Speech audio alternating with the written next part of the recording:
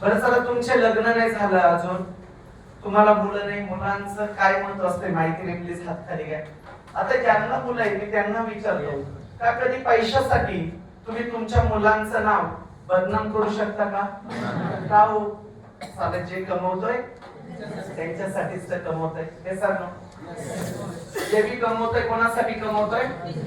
म्हणजे आज तुम्ही वडील आहे आणि आज तुम्ही एक आई आहे, मुलासाठी पैशासाठी तुमच्या मुलाचं नाव बदनाम नाही करू शकत. मित्रांनो, मला सांगायला आवडेल, रियांश रियांश रियांश हे माझ्या 6 वर्षाच्या बाळाचं नाव आहे.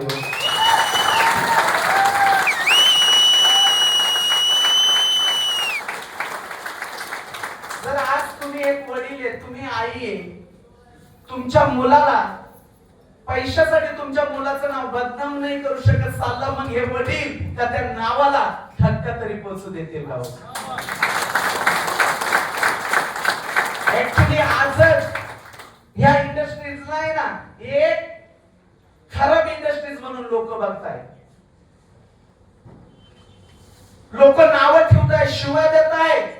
आणि त्या इंडस्ट्रीजने जे मला घडवलंय ना, या डायरेक्ट सेलिंगने जे घडवलंय ना, नेटवर्क मार्केटिंगने जे मला नेम फेम दिलंय ना, साला ही नेटवर्क